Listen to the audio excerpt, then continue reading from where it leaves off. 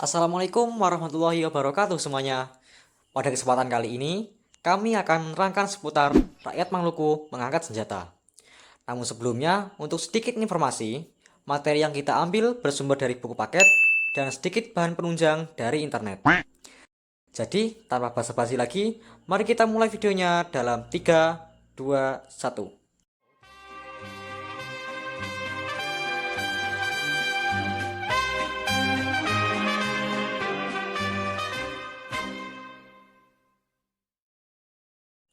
Oke, seperti yang kita ketahui, Pulau Maluku sejak dahulu terkenal dengan hasil rempah-rempahnya yang melimpah. Salah satunya adalah cengkeh dan pala.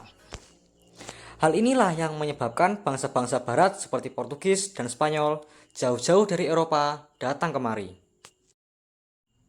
Portugis sendiri menginjakan kakinya untuk pertama kali di Pulau Maluku pada tahun 1521, lebih tepatnya di daerah Kesultanan Ternate. Tujuannya tak lain tak bukan adalah untuk mendapatkan rempah-rempah. Tak lama setelahnya, masih di tahun yang sama, datanglah bangsa Spanyol yang memusatkan kekuatannya di daerah Kesultanan Tidore. Oleh karena kedua bangsa Eropa tersebut saling bersaing untuk mendapatkan rempah, maka keduanya membentuk aliansi dengan kerajaan setempat. Pada tahun 1529, terjadilah konflik antara Kesultanan Tidore yang didukung oleh Spanyol melawan Portugis yang bersekutu dengan Kesultanan Ternate. Konflik ini disebabkan oleh Portugis yang menyerang kapal-kapal dagang asal Pulau Banda yang hendak membeli rempah-rempah dari Tidore, sehingga terjadilah perang besar antara Tidore yang didukung oleh Spanyol melawan Ternate yang dibantu oleh Portugis. Karena perang tersebut mengakibatkan kerugian besar bagi kedua belah pihak, maka pada tahun 1529 ditandatanganilah Perjanjian Sagarosa. Isi perjanjian ini adalah kesepakatan untuk membagi kekuasaan antara Portugis dan Spanyol. Namun, isi perjanjian ini nampaknya lebih menguntungkan bagi pihak Portugis, dikarenakan Spanyol harus hengkang dari Pulau Maluku dan memindahkan pusat kekuatannya di Manila, Filipina.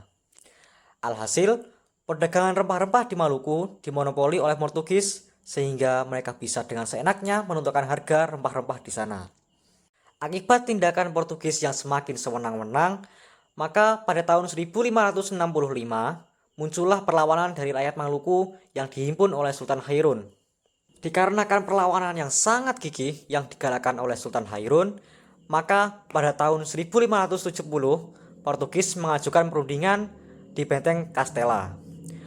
Namun, bisa ditebak apa yang akan terjadi selanjutnya. Ya, benar, Portugis dengan liciknya membunuh Sultan Hairun langsung di tempat perundingan. Hal yang dilakukan Portugis ini membuat rakyat Maluku semakin gerang. Lantas, penerus Sultan Hairun, yaitu Sultan Babullah, melanjutkan api perlawanan terhadap Portugis. Akibat perlawanan Sultan Babullah yang terus-menerus digencarkan kepada Portugis, maka Portugis memutuskan untuk mundur ke Pulau Ambon. Lambat laun, dengan posisi yang kian melemah di sana, pada tahun 1605, dominasi Portugis dipatahkan oleh kedatangan VOC Belanda, sehingga terpaksa mundur semakin jauh lagi dan memindahkan pusat kekuatannya ke timur-timur. Kedatangan VOC ini sama liciknya dengan kedatangan bangsa-bangsa Eropa lainnya, yaitu untuk memonopoli perdagangan rempah-rempah di Maluku. Pada tahun 1680, VOC yang sudah menguasai politik di dalam Kesultanan Tidore memaksakan sebuah perjanjian baru, yaitu berubahnya hubungan dengan VOC yang sebelumnya berupa sekutu menjadi vasal atau bawahan VOC. Selain itu, VOC juga dengan lancang ikut campur dalam menentukan penerus Kesultanan Tidore, yaitu dengan diangkatnya Putra Alam sebagai penguasa baru Kesultanan Tidore yang pro terhadap VOC. Padahal, menurut adat yang ada, yang seharusnya menjadi penerus Kesultanan Tidore adalah Pangeran Nuku. Akibat hal ini, rakyat Maluku merasa harga diri mereka diinjak-injak. Mereka yang tak terima mengajukan diri kepada Pangeran Nuku untuk segera melakukan perlawanan terhadap pemerintahan Paku Alam yang dinaungi oleh VOC. Untuk menghindari kegagalan, Pangeran Nuku tak melawan VOC seorang diri.